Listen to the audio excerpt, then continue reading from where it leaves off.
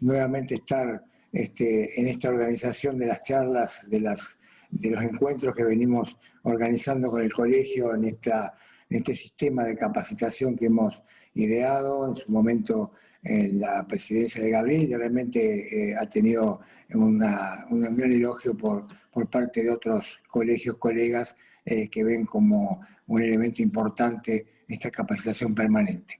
Y para mí hoy es una particular satisfacción, ¿no?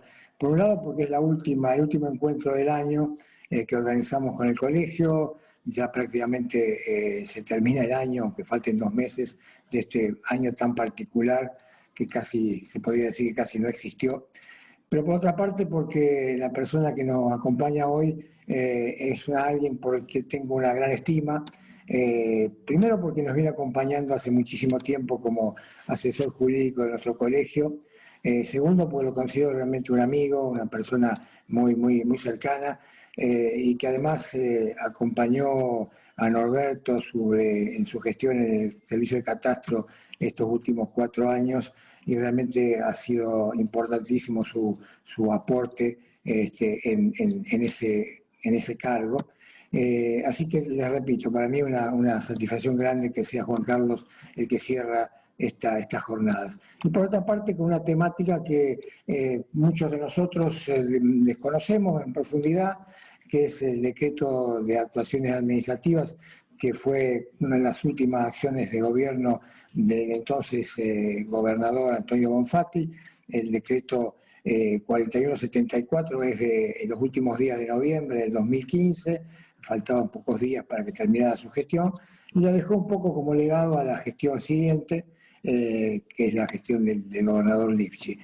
Importante decreto que Juan Carlos nos va a explicar en profundidad, y que tiene que ver, como hace un rato hablábamos, con una modernización de todo el sistema de trámites administrativos que va de la mano de lo que está pasando en la realidad cambiante que venimos viviendo desde hace unos años en base a lo que es la nueva tecnología, y que en estos momentos creo que lo vemos con crudeza, lo importante que era justamente tener herramientas, no solamente tecnológicas, sino también normativas que acompañaran este momento.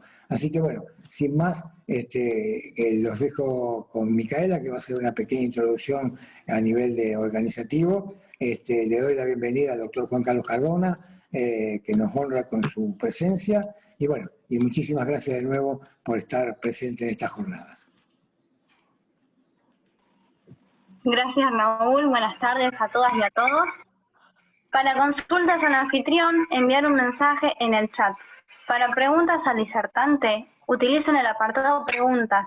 Recuerden que no van a estar habilitados los micrófonos ni las cámaras de los asistentes, y el chat no va a ser visualizado por el disertante. En cuanto a la asistencia, se registrará el ingreso, la permanencia y el egreso.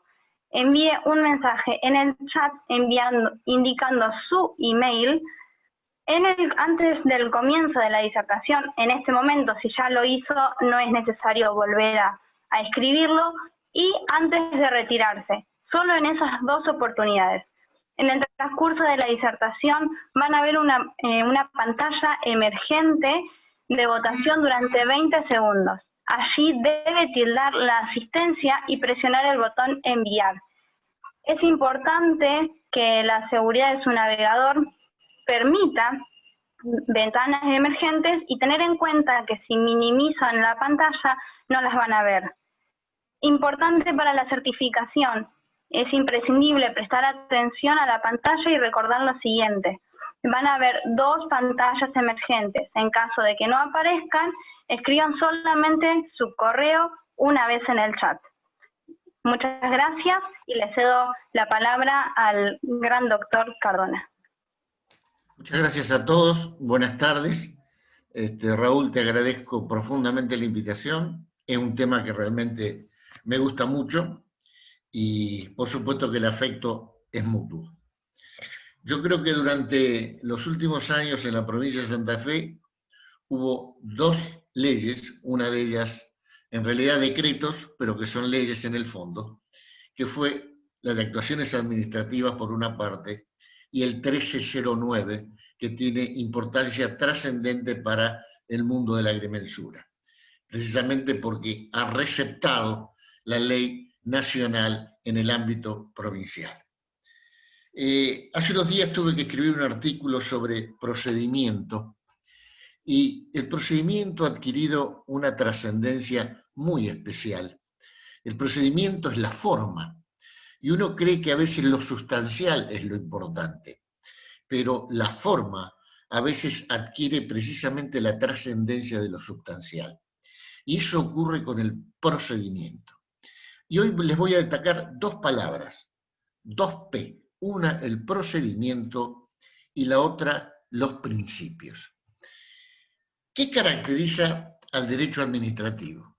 El derecho administrativo es un derecho esencialmente local, en primer lugar, y como decimos los abogados, es un derecho infieri. ¿Qué quiere decir infieri? Que es un derecho en permanente construcción. ¿Por qué? Porque el derecho administrativo estudia al Estado haciendo. ¿Y el Estado qué hace? El Estado debe perseguir el bien común. El Estado debe perseguir la felicidad de una determinada sociedad. El Estado por eso lo que debe hacer es responder a las necesidades de esa sociedad. Como las necesidades están en permanente cambio, entonces las respuestas también lo están. Y por eso el derecho administrativo es realmente un derecho en permanente construcción. Nosotros no tenemos, si nosotros tenemos una duda con respecto al Código Civil y Comercial, y tenemos enormes tratados hoy para realmente que nuestras dudas se acaben. Más aún, los propios autores del Código son los que han escrito el primero de esos tratados. Pero nosotros no tenemos esa respuesta. Muy por el contrario, muchas veces la tenemos que construir. Y por eso el derecho administrativo es un permanente desafío, lo que hace que no sea para nada rutinario, muy por el contrario. El objeto del derecho administrativo es la administración pública. ¿Por qué es la administración pública? Porque a través de la administración pública es cuando se dan las respuestas a la gente. La administración pública es presente, así como la actividad legislativa es futura y la actividad judicial es pasado. La nuestra es presente.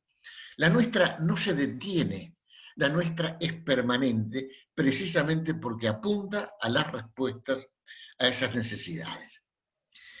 Por otra parte, la administración es fundamentalmente procedimiento. Tenemos un procedimiento para que la administración manifieste su voluntad. Tenemos un procedimiento para que la administración resuelva un recurso o resuelva un reclamo. Todo es procedimiento. Por eso adquiere una trascendencia tan importante en la temática que a nosotros nos ocupa. Y de allí que el decreto 4174 lo tenemos que comenzar a analizar desde su motivación. La motivación es el porqué de algo. En este caso particular, el decreto estuvo incluido en un proceso de reforma del Estado que se llevó a cabo en la provincia de Santa Fe, que persigue realmente aspectos muy valiosos: la descentralización territorial, la participación ciudadana en las nuevas formas de gestión pública, la inclusión social. Se busca mejorar la transparencia tanto como la eficacia, simplificar los trámites, optimizar los recursos, incorporar las tecnologías de la información y el conocimiento. Para ello, en el dictado de este decreto, se han tomado en cuenta normativas de orden internacional, como la Carta Iberoamericana de Participación Ciudadana en la Gestión Pública, la Convención de las Naciones Unidas contra la Corrupción, la Convención Interamericana contra la Corrupción, el Código Iberoamericano del Buen Gobierno, etc. ¿Y por qué importa en nuestra materia los principios generales? La otra P de las cuales hablaba. Como el derecho administrativo está en permanente construcción, La respuesta no puede estar siempre en la ley.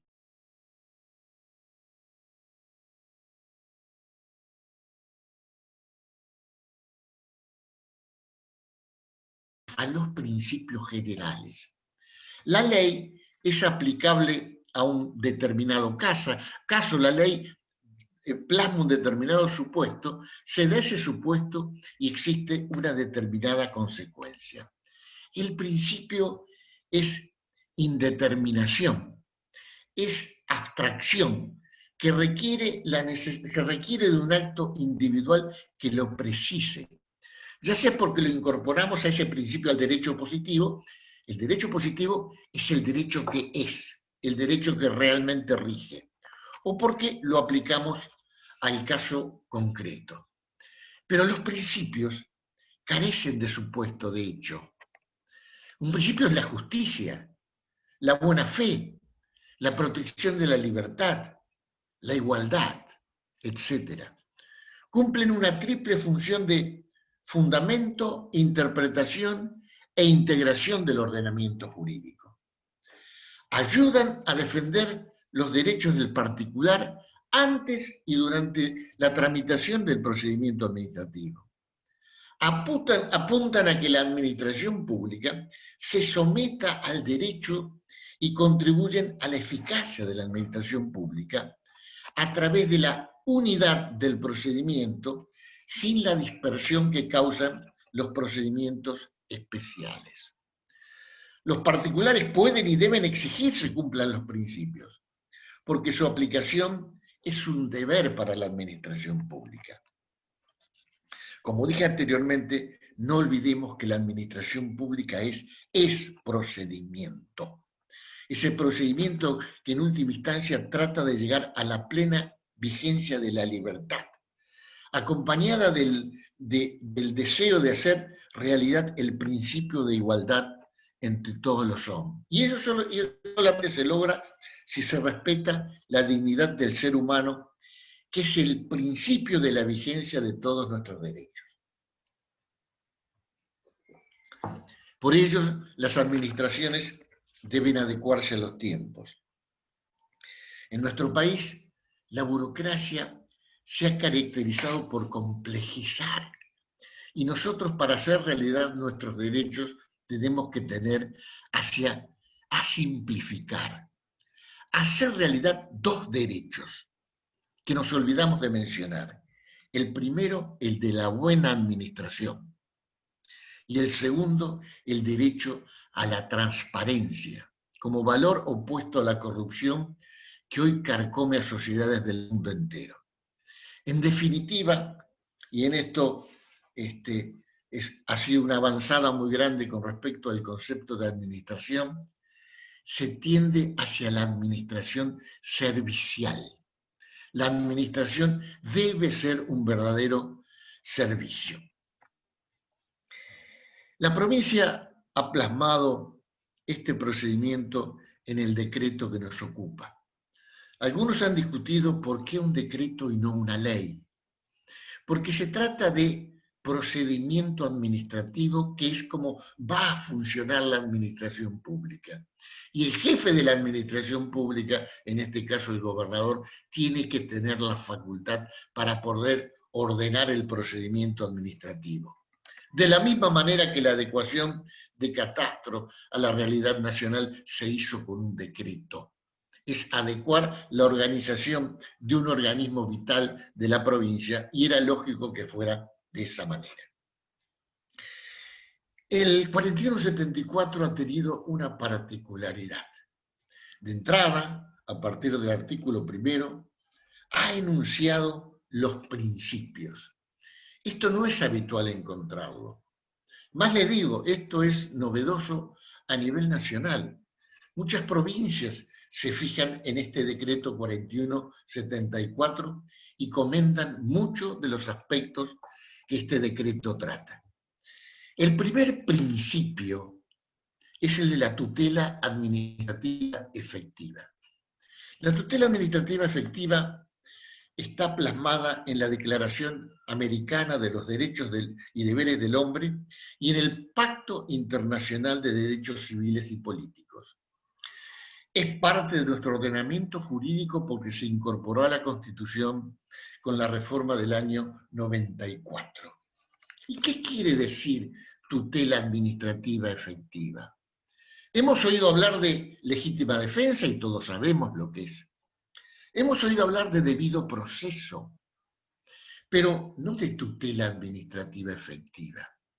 Es más amplio que estos conceptos, porque supone que la administración, que el Estado, debe organizar un andamiaje jurídico institucional que garantice la salvaguarda de nuestros derechos individuales. No se trata solamente de ejercer la legítima defensa. No se trata de que nos garanticen el debido proceso. Va más allá. Se trata de que haya un andamiaje jurídico institucional que garantice que eso funcione. Por eso esta tutela administrativa efectiva es realmente hoy tan trascendente.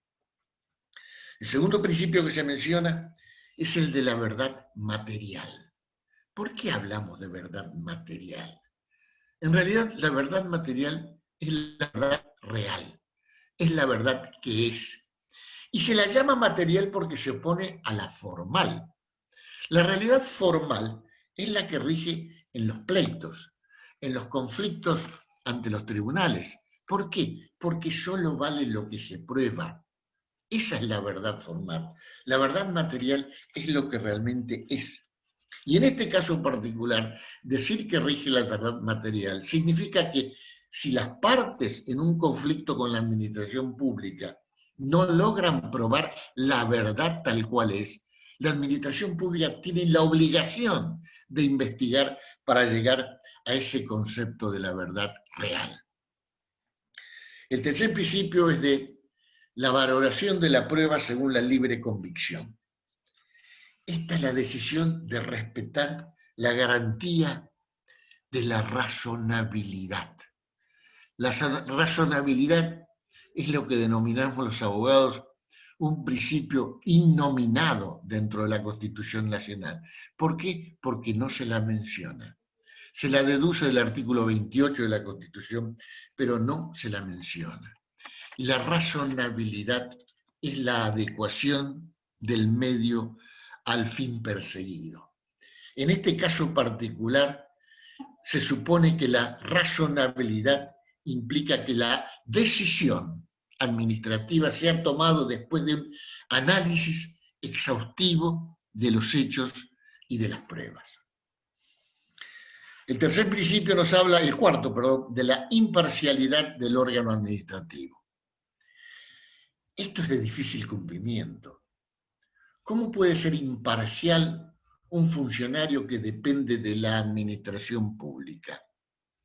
¿Va a tener ese funcionario el coraje para decir que ese particular que está reclamando es el que tiene razón?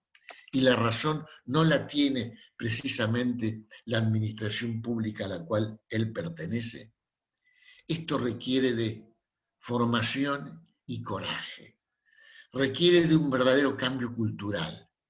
Un verdadero cambio cultural que está realmente íncito dentro del decreto 4174.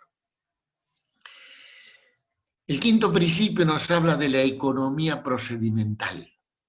¿Qué significa esto?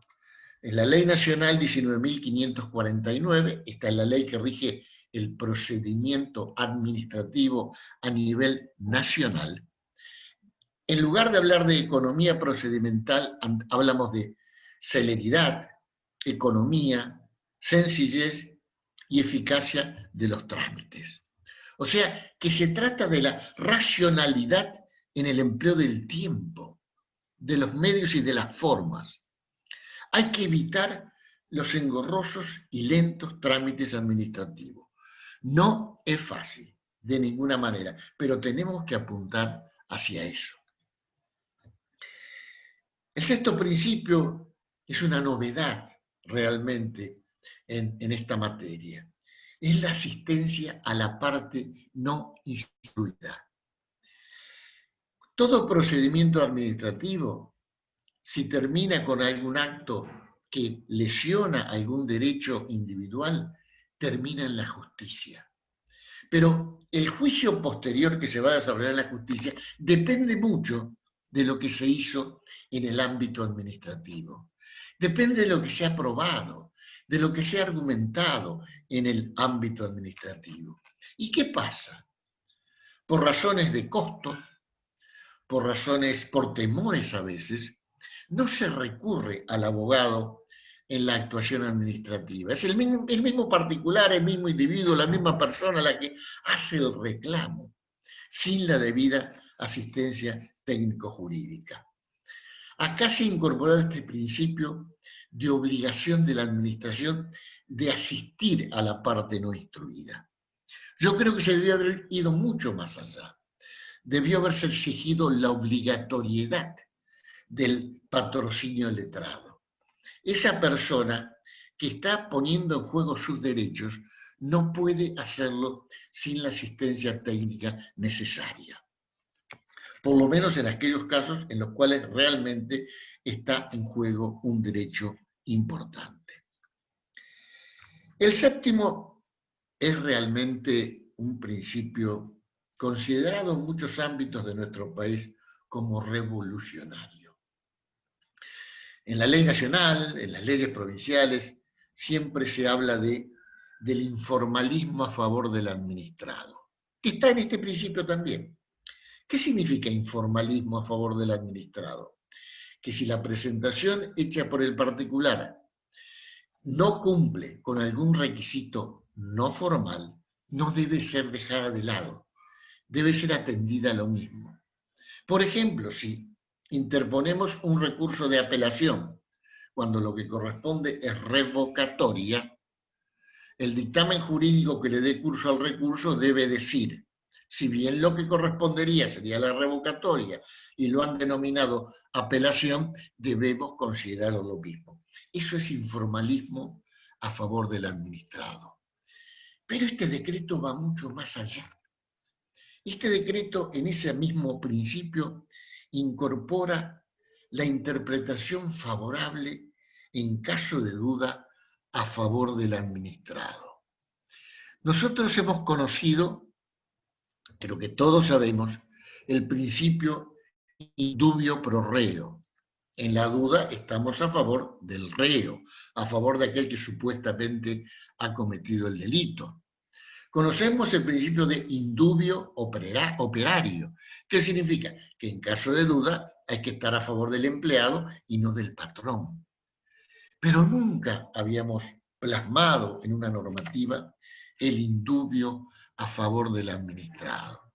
Esto realmente es de una trascendencia muy grande y requiere, y repito la expresión, un verdadero cambio cultural para que sea apreciado como corresponde.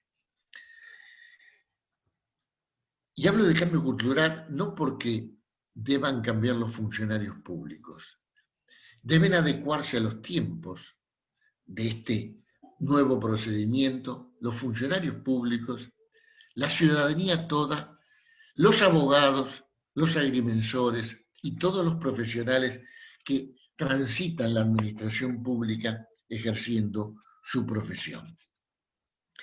El decreto da la posibilidad de lo vamos a ver más adelante, una participación ciudadana en la toma de decisiones muy importante.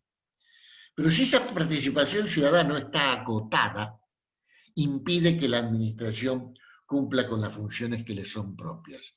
Y eso indudablemente no es bueno. El otro principio es actuación e impulsión de oficio. ¿Qué quiere decir esto? Quiere decir que la administración debe llevar adelante el procedimiento ella. Pero ¿cuál es la realidad?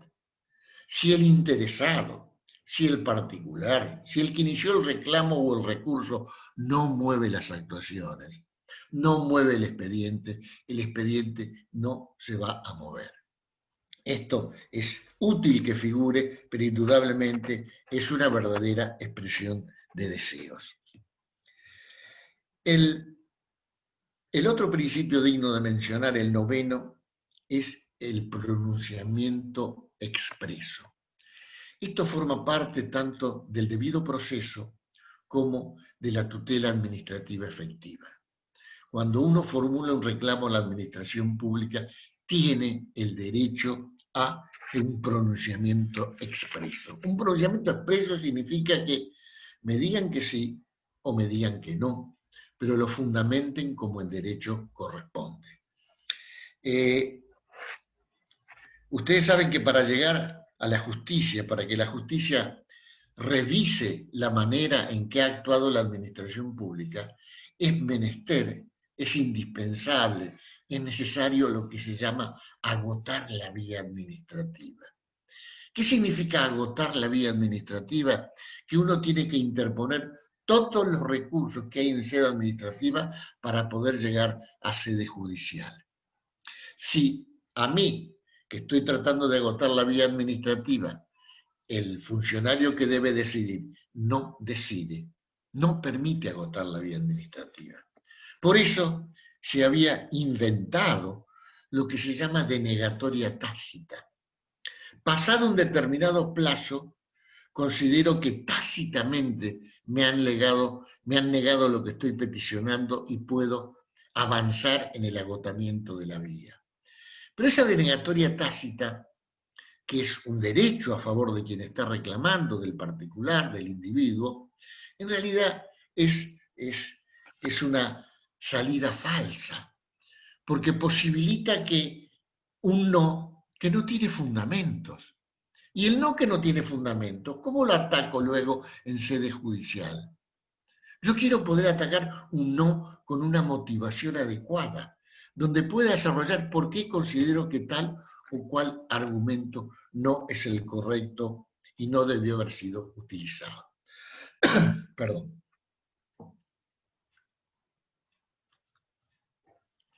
Me parece que estoy hablando demasiado. El otro principio constitucional básico que emerge del artículo 18 de la Constitución Nacional es el principio del debido proceso. ¿Qué significa el debido proceso?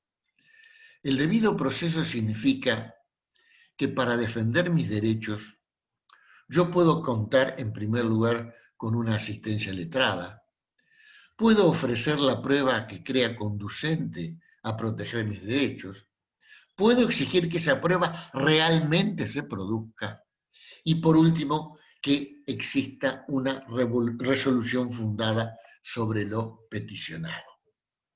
Ese es el debido proceso. Noten ustedes que están todo en cabeza del que peticiona, del que reclama al Estado.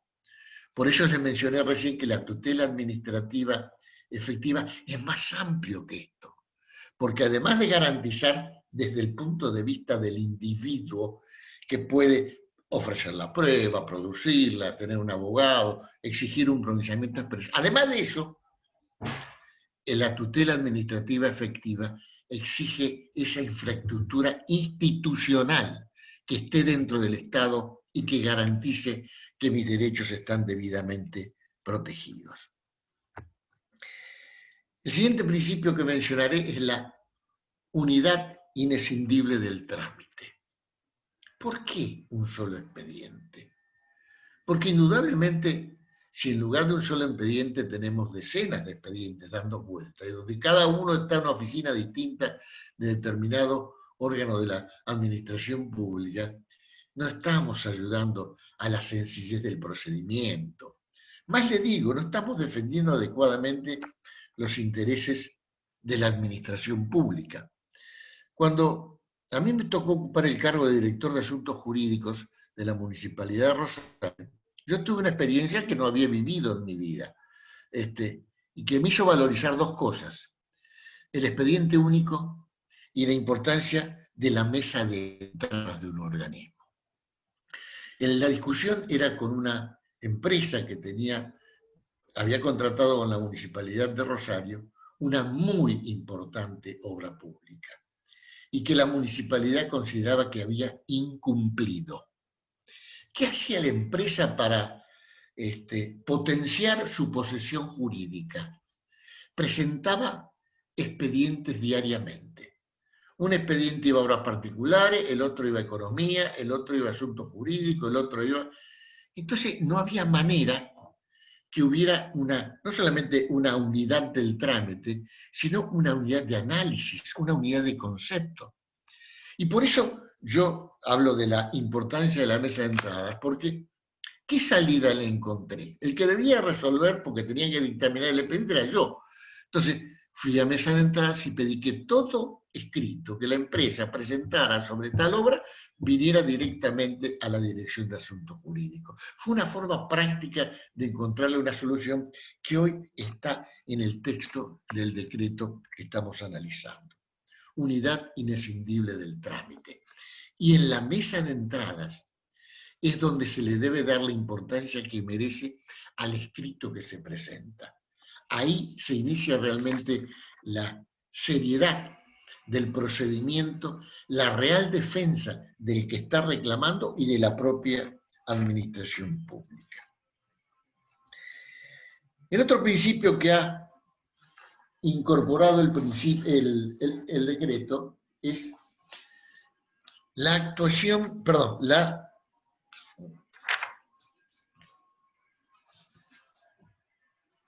autotutela y anulación de oficio. Dice el texto del artículo que las autoridades administrativas, en cualquier momento del trámite, previo dictamen del Servicio de Asesoramiento Jurídico Permanente y respetando el principio del debido proceso, podrán declarar de oficio la invalidez de las decisiones administrativas que hubiesen sido adoptadas con anterioridad. Esto también es novedoso. ¿Qué significa? ¿Qué pasa si un funcionario público descubre que o le llega a sus manos un acto administrativo que él nota que está viciado de nulidad? ¿Debe ir a la justicia a pedir que declare la nulidad del acto? Hay un principio que se llama de autotutela. Autotutela es que la propia administración debe tutelarse a sí mismo, debe controlarse a sí mismo, debe evaluar si el accionar de la administración pública ha sido conforme a derecho o no. Y lo que permite este artículo, muy importante por cierto, es que si el funcionario considera que no ha actuado conforme a derecho, pueda pedir el dictamen jurídico pertinente o el informe técnico que corresponda y a partir de ahí anular de oficio ese acto administrativo que está viciado. El otro principio, y este ya es el último, es de interdicción de comportamientos meramente materiales. Existe en nuestra actividad administrativa lo que se llaman vías de hecho. Vías de hechos es cuando un funcionario público comete una torpeza de tamaña gravedad que es manifiestamente violatoria de todo el ordenamiento jurídico. Es una vía de hecho. Por ejemplo, poner en ejecución una decisión cuando hay de por medio un recurso del afectado que suspende la ejecución de esa decisión. Esa es una vía de hecho. Y es tan grosera que no entra ni siquiera dentro de la jurisdicción administrativa, sino que debe ir a la jurisdicción ordinaria. Bien, estos son los principios. ¿Por qué le doy trascendencia a los principios, a esta segunda P dentro del procedimiento? Porque en este derecho administrativo cambiante permanentemente, este derecho administrativo desafiado por nuevas necesidades y por la necesidad de gestionar, de imaginar nuevas respuestas a esas necesidades, no siempre tiene un articulito de una norma determinada que le dice cómo es la solución. Entonces debe recurrir al principio general. Esos principios generales que en muchos casos provienen del derecho natural. El derecho a la vida, por ejemplo. Entonces, el derecho a la buena fe, como lo he mencionado antes, el derecho a la justicia. Entonces, la respuesta se arma no ya en base a un determinado articulito que dice que de darse tal supuesto, tal es la respuesta que corresponde, sino que debemos de ese principio general que indudablemente no está individualizado, debemos nosotros extraer las consecuencias que nos permiten aplicarlo al caso particular. Por eso yo le puse a esta charla el título que le puse, porque todos los artículos del decreto que hablan de las vistas, de los traslados, de los términos, de esto, de aquello, eso lo vemos en el texto mismo del decreto y son fácilmente manejables. Pero cuando no existe esa respuesta concreta, tenemos que manejar estos principios que acabo de mencionar. Y que muy acertadamente el decreto los puso en el artículo primero como cabeza de todo lo que sería la normativa restante del decreto. En la búsqueda de esa nueva administración que va a surgir del empleo de las famosas TIC, las tecnologías de la información y las comunicaciones, que los agrimensores realmente han manejado exitosamente durante los últimos años en el seno de Catastro durante la gestión de Norberto Fricks, que realmente ha sido una avanzada en la administración pública provincial y en muchas administraciones públicas del país. En la marcha hacia eso, el decreto incorpora el expediente electrónico. El expediente electrónico que va a comenzar con algo que ustedes han escuchado mencionar tantas veces en los últimos años, que es la despapelización del Estado. La despapelización del Estado que es realmente el primer paso, y dicho sea de paso, la pandemia que hoy estamos viviendo está acelerando esto de manera notable. Yo les comento que en el seno de la justicia, recién lo hablaba con Raúl, los cambios que se están produciendo son notables, pero se están produciendo hoy en el medio de la pandemia. No hemos tenido la suerte de un decreto 1309 como tuvieron los agrimensores, que le permitió anticipar esta pandemia que nadie imaginaba y esta aceleración de los cambios de la manera que se están produciendo, haberlos conocido antes, afortunadamente. Estamos inmersos en un momento histórico donde, desde el punto de vista no solamente del ejercicio profesional, pero estamos hablando del ejercicio profesional, o nos adecuamos a los cambios, o como dicen los chicos, fuimos, no cedemos. Tenemos que adecuarnos realmente a los cambios. De lo contrario, vamos a quedar afuera. Y el expediente electrónico, créanme, es todo un desafío. Dentro del ejercicio profesional del abogado en este momento es realmente tremendo.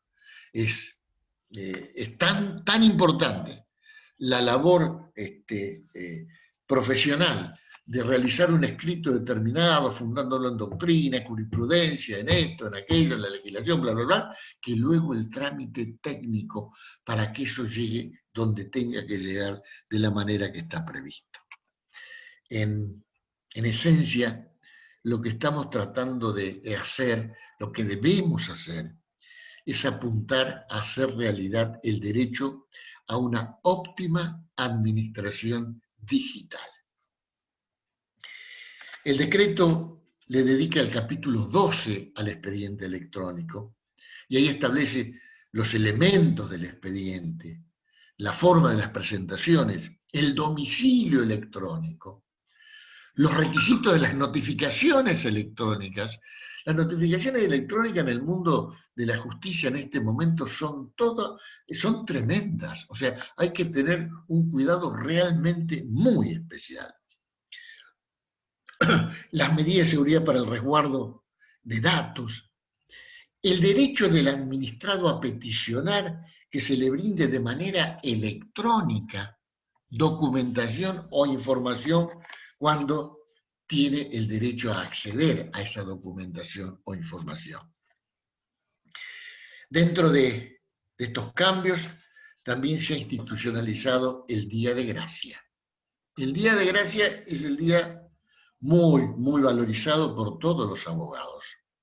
Porque ustedes saben que nosotros nos manejamos con los plazos. Tenemos 10 días para contestar esto, tenemos 15 días para contestar esto, tenemos 3 días para contestar esto, y si no lo contestamos, perdimos. El Día de Gracia posibilita que haya un día más, o un par de horas más del día siguiente, para presentar ese escrito que no lo pudimos presentar en tiempo propio. En la práctica, en la provincia, ya era así, pero el decreto lo ha institucionalizado y eso es muy importante. Un pequeño comentario a las vistas y traslados. Yo les aclaro que aún hoy, en muchos organismos de la administración pública, de las administraciones públicas municipales, si un abogado quiere ver un expediente, tiene que presentar un escrito, pagar un sellado, esperar el dictamen de asesoría letrada o asuntos jurídicos y recién ahí va a tomar vista del expediente. Lo más probable es que no le permitan fotocopiarlo, aunque así sacarle hoy fotografías con el celular. Yo, personalmente, en mi ejercicio profesional y en el ámbito provincial, he ido a tomar vistas de expedientes. En aquella época no había teléfono celular. No se me permitió retirar el expediente para sacar fotocopias, ni que me acompañara un empleado de la dependencia, y me tenía que sentar horas copiando todo aquello que creía pertinente del expediente administrativo. Hoy eso se terminó en el ámbito provincial. La vista nos permite tomar conocimiento, nos permite sacar copia, nos permite recibir la información. Cuando yo tomo vista es cuando me informo y conozco la real motivación por la cual se ha dictado un acto que afecta mis derechos. Es el primer paso hacia la defensa de mis derechos. Informarme por qué me están resolviendo de la manera que me están resolviendo. Y después vendrá el traslado, que el traslado nos va a permitir fijar nuestra posición jurídica. Posición jurídica que no se puede fijar si antes no estamos debidamente informados de la motivación que llevó al dictado del acto. Otra modificación interesante es que hoy existe un responsable del procedimiento. Es de mucha utilidad. ¿Por qué? Porque hasta este momento el expediente era anónimo. El expediente no era responsabilidad de nadie. El expediente giraba. Yo me acuerdo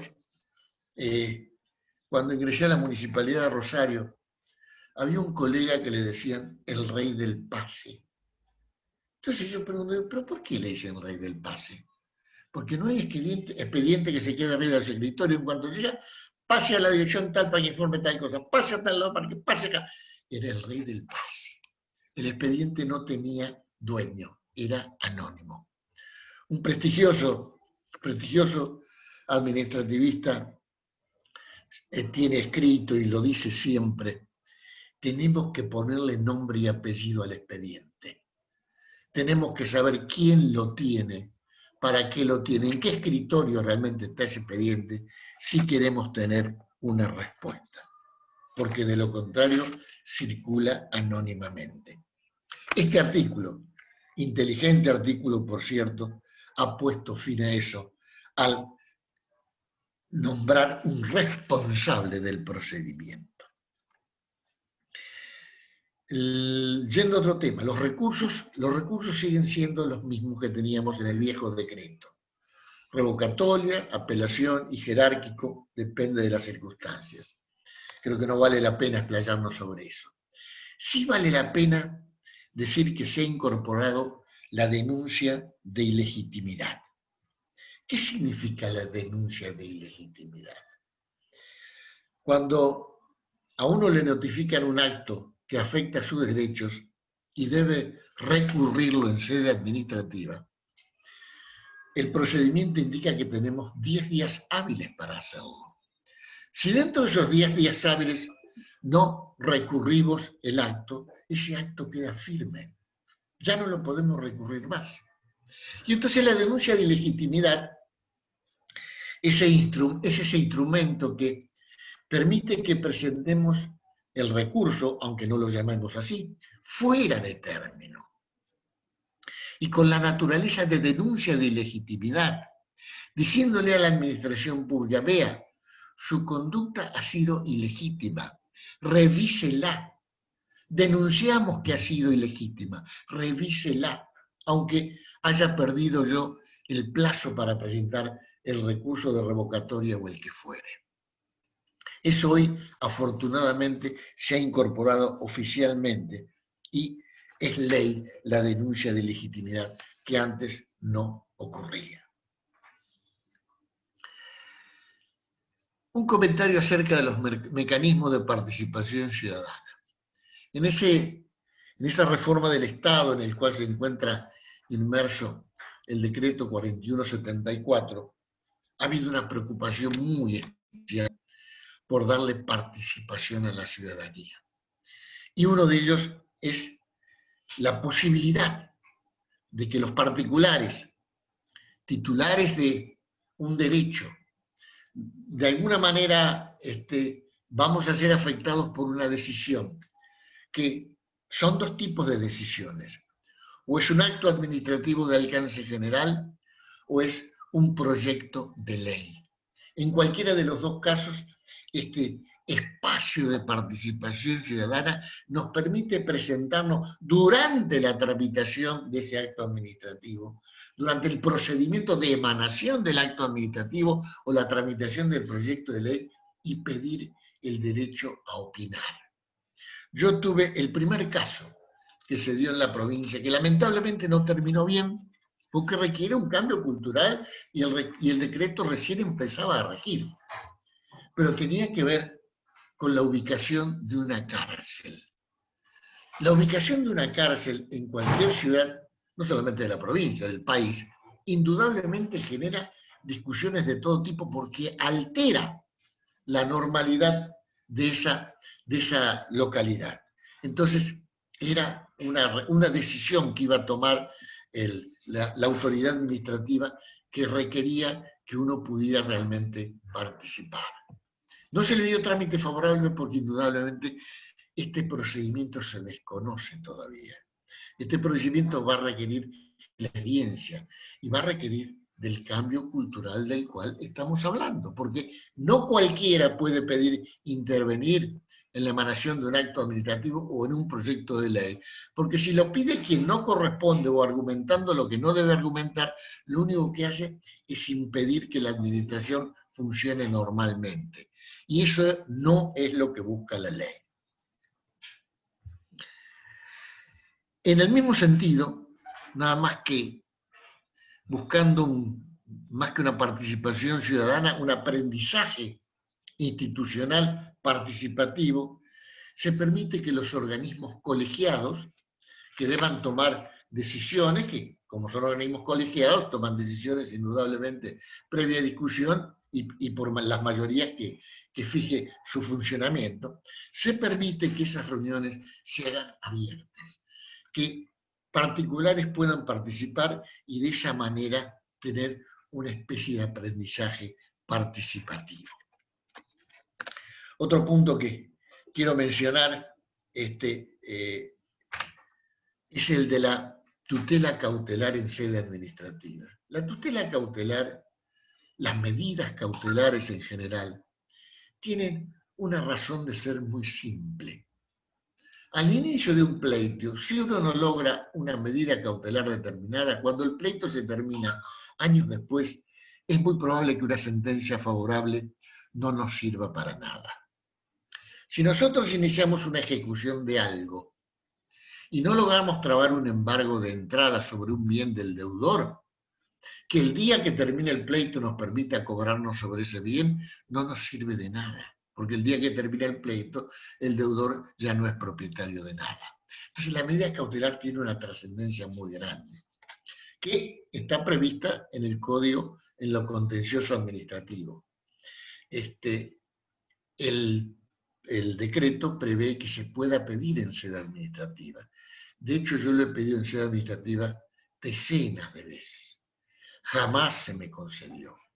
Yo suelo decir en mis clases que lograr que la administración pública dicte una medida cautelar que suspenda los efectos de su propio acto es como encontrar un perro verde. Es muy difícil que ocurra. Yo creo que es sano que hayan incorporado esto, pero la realidad es que en sede administrativa es muy difícil que se tome esa cautelar que en materia administrativa lo que significa es suspender los efectos del acto. O sea, se ha despedido a una persona y se pide como cautelar mientras tramita el pleito que siga trabajando en la administración pública y cobrando su sueldo. Es muy difícil que administrativamente ello se logre. Distinto es en el seno de la justicia. Por último, quiero mencionar en uno de los últimos artículos del decreto, que habla de las relaciones entre la administración y quienes actúan con la administración. Incorpora lo que se llama el principio de protección de la confianza legítima. ¿Qué es la confianza legítima? ¿Qué es el principio de la confianza legítima? Simplemente significa que si la administración pública ha actuado de manera X durante determinado tiempo y ante determinadas circunstancias de hecho, no debe variar esa actitud en mi caso cuando le toca resolver acerca de mi problema. Yo tengo esa confianza legítima de que va a actuar de la misma manera cuando se den las mismas circunstancias. Y pone en cabeza de la administración pública respetar ese principio y pone en cabeza del particular, del que le reclama a la administración pública, el obrar de buena fe y de forma colaborativa. O sea, hay para las dos partes. Realmente creo que hay buena armonía en esa disposición. Bueno, creo que ya he hablado lo suficiente. Quedo a disposición de ustedes por si hay alguna duda con respecto al tema desarrollado. Y desde ya, muchísimas gracias.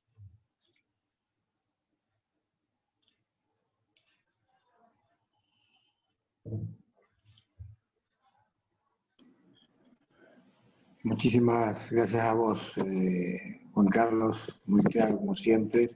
Y bueno, abrimos un poco el tema de las preguntas. Micaela, vos dirás de qué manera las manejamos.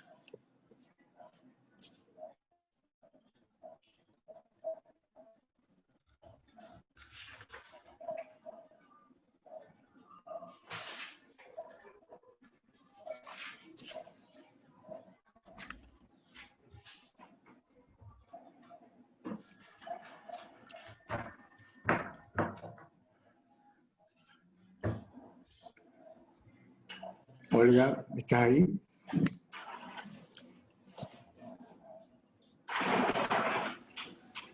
Sí, Raúl, no hubo preguntas, no hay preguntas del sistema, pero si alguien quiere hacerlas ahora, tiene la oportunidad en donde dice más, al pie de la pantalla de Zoom, ahí se pueden escribir las preguntas. Y yo que tengo la posibilidad de hacerlas al aire, me gustaría preguntarle, Juan Carlos, en cuanto al expediente electrónico, en cuanto a la incorporación de tecnología para la tramitación administrativa, si se avanzó algo en la provincia, más allá de catastro, que por supuesto lo ha hecho y sobradamente, en cuanto a esa incorporación de tecnología para el resto de lo que es la tramitación pública provincial. Lamentablemente, Raúl, hasta donde yo conozco, los últimos eventos positivos en ese aspecto fueron los cambios dentro del catastro. Inclusive los cambios dentro del catastro y sobre todo en armonía con el registro de la propiedad. Y según tengo entendido, en el registro de la propiedad, la nueva administración ha introducido algunos cambios que irían un poco en contra de lo que habíamos avanzado durante la gestión anterior. Lo cual no estoy seguro de que así es, pero me preocupa ciertamente que así sea, porque se había logrado avanzar como en otras partes del país. Norberto siempre mencionaba el caso de Tucumán, trabajando en forma armónica entre quien debe proteger el objeto del derecho y quien debe proteger el derecho. O sea, la publicidad de ambos aspectos. Eso es realmente muy trascendente y lamentaría que fuera cierto los comentarios que he escuchado, pero como vivimos esta etapa de excepción tan notable y no sabemos qué es lo que está pasando y no tenemos comunicación de muchas cosas, vivimos nada más que manejando números de infectados y demás, es lógico que no sepamos nada. ¿Va? No hay grandes cambios que yo sepa. No hay grandes cambios que yo sepa.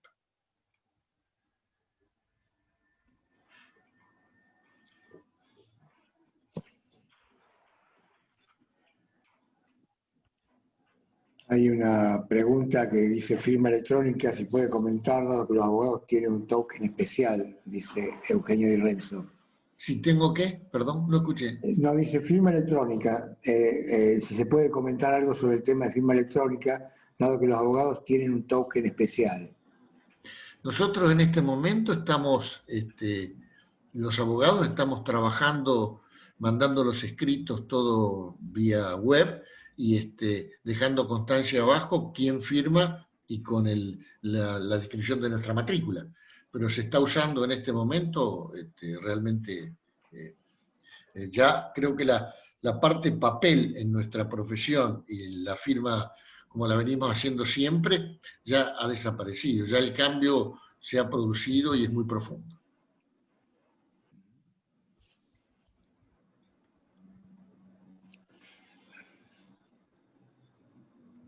En el resto de la administración no, ¿no? No que yo sepa, no que yo sepa. Digamos, estoy en contacto con mi actividad profesional, la administración en este momento está actuando de manera bastante...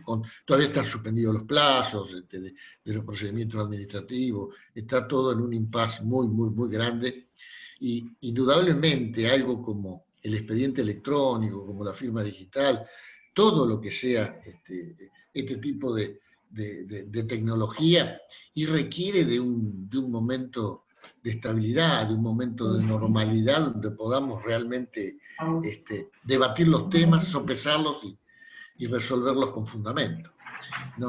Un estado de excepción como el que estamos viviendo, que es realmente único en la historia de la humanidad, porque jamás en la historia de la humanidad una pandemia abarcó el universo entero como nos pasa a nosotros. Nunca marcó un cambio de época tan profunda, porque otras pandemias marcaron cambio de época, pero no como va a ser creo yo. Va a requerir de mucha tarea muy sensata cuando volvamos a lo que ya ahora se llama la nueva normalidad. Es todo un desafío realmente, Raúl, todo un desafío. Justamente, un poco volviendo al decreto, ¿no, Juan Carlos? El decreto es del año 2015, parece ayer, pero en realidad al nivel que avanza la tecnología y lo que nos ha puesto en el camino la pandemia, quería preguntarte si vos crees que el decreto requiere de un ayornamiento a nivel tecnológico para abarcar todo lo que ha pasado en estos meses de pandemia, especialmente en lo que estamos viviendo en este momento, ¿no? En estos mecanismos de comunicación que han surgido a través de la pandemia, y que no sé si el decreto realmente contemplaba algunas cuestiones que tengan que ver con estas nuevas variantes tecnológicas, ¿no? Bueno, el decreto es de 2015, tal cual vos decís, y empezó a regir en el 2016. Hay muchas cosas que se pusieron de práctica en forma inmediata. los comentarios que hice sobre vistas y traslados, la posibilidad de ver las actuaciones, todo eso realmente se está manejando muy bien. Naturalmente entró a manejarse así. No ocurre lo mismo con el expediente electrónico, no ocurre lo mismo con los mecanismos de participación ciudadana que requieren una formación muy especial y que eso va a demandar tiempo. O sea, el decreto ha sentado las bases de cambios muy grandes que van a tener que ir realizándose de forma paulatina. Por eso, repito lo que dije varias veces esta noche, tenemos que manejar el tema de los principios. Manejando nosotros los principios con naturalidad, vamos a poder exigir de la administración pública que se incorporen los cambios que son necesarios para que realmente esos principios tengan vigencia, ¿no? Juan Carlos ahí pregunta, dice, en el acto de verificación y constitución de estado parcelario, el decreto 1309 establece que el agrimensor actuante es auxiliar del catastro. ¿Qué trascendencia tiene eso? ¿El acta que hace el agrimensor es un instrumento público o un documento público? Para mí tiene mucha trascendencia. De hecho, nos ha permitido a nosotros resolver algunas cuestiones, particularmente en el caso, perdón que me pongo de pie, pero tengo un pequeño calambre. Yo creo que eso tiene la trascendencia de saber exactamente cómo está el objeto del derecho de propiedad y quién en ese momento está en posesión o en tenencia de ese objeto, que es decisivo para dilucidar algunas cuestiones. Y ha sido muy importante, especialmente en la ciudad de Santa Fe, con el tema que hemos vivido del robo de inmuebles a través de determinados artilugios, y en algún caso, a pedido del registro de la propiedad, ha intervenido en su momento Catastro, brindando información muy trascendente con respecto a la posesión del inmueble que está en discusión. Y ha permitido dilucidar casos realmente trascendentes. Por eso creo que eso es un avance muy importante, muy importante. Hay una pregunta que dice si la dificultad al acceso de Internet de algunos sectores de la administración ocasiona que no puedan plasmarse mecanismos y procedimientos deseados. Creo que esta pregunta un poco te excede, ¿no? Como ayuda a esto, bueno, hoy por hoy, cuando reclamamos ante el sistema de catastro por la demora en algunos procedimientos, justamente hacen hincapié en que las conexiones VPN, las conexiones a distancia de la provincia están muy volcadas al tema salud y eso complica un poco resolver situaciones a distancia. Pero de todas maneras, bueno, la pregunta es para vos, Juan Carlos. Estoy de acuerdo con vos. Lamentablemente son todos mecanismos que vamos a tener que mejorar. Pero hoy, vuelvo a decir, hoy cuando uno está en una situación de excepción, de emergencia, ocurren las cosas o se hacen las cosas de manera tal como no se hacen durante la normalidad. Y es lo que estamos viviendo hoy. Y entonces, mecanismos de esta trascendencia como la que estamos analizando, piensen ustedes que el decreto de 4174 comenzó a regir después de 58 años que teníamos el viejo decreto, con lo cual los cambios en algunos aspectos han sido muy trascendentes.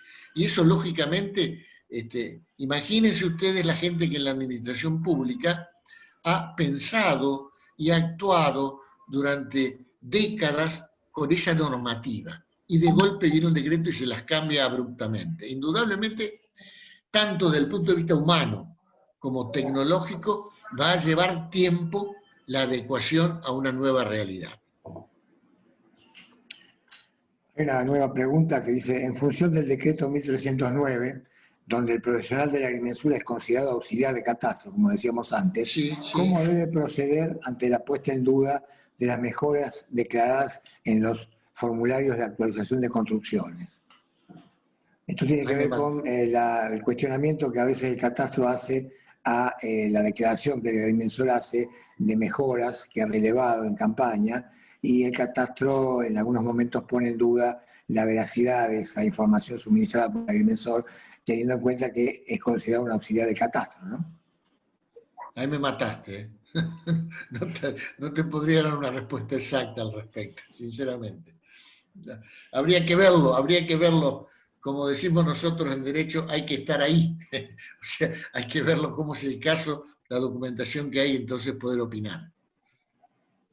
Sí, es un poco esta discusión viene un poco atravesando gestiones, ¿no? Porque nosotros hemos defendido, y comparto lo que dice Tania, que es la que hace la pregunta, el hecho de que siendo el agrimensor auxiliar del catastro, la palabra del agrimensor debería ser tomada como válida, y en todo caso después, como vos explicaste en algunas cuestiones sobre darle la razón al recurrente, digamos, en caso de duda, acá debería ser lo mismo, ¿no? Si la administración tiene dudas sobre lo que declara un auxiliar de catastro como el agrimensor, bueno, tendrá su tiempo posteriormente para revisar esa actuación, pero no, y acá entra un poco a tallar el tema de la suspensión de la vigencia de la medida, no impedir que el plano siga su curso hasta tanto se corrobore la declaración del agrimensor. Creo que por ahí pasa la cosa, y sobre eso versaba un poco la pregunta, ¿no? Yo creo que acá juega el principio básico de que,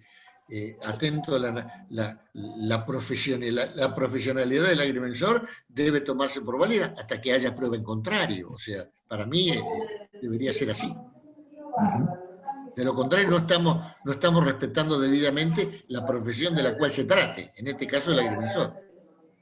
Sí. Es lo mismo que me pasa a mí, que yo presento un documento en la justicia, le pongo es copia fiel, y me dice, no, tráigame el original para corroborarlo. Mi firma debería ser suficiente para eso, pero en la realidad, lamentablemente, no ocurren las cosas así. Deben creer que hay muchos abogados truchos, y además muchos agrimensores truchos también. Pero bueno, en el caso de los abogados, soy consciente que los hay. Bueno, no veo más preguntas, al menos en la pantalla de preguntas y respuestas. No sé si queda algo más. Si no, bueno, Juan Carlos, yo te quería agradecer realmente. Te repito un poco el afecto que tengo por vos, y además felicitarte por la claridad de concepto, por la facilidad, que evidentemente sos digna de un profesor como sos vos. Así que cada vez que tenemos la posibilidad de escuchar a un profesor universitario, bueno, tenemos el agrado de escuchar a alguien que sabe egresar, que se sabe hacer entender.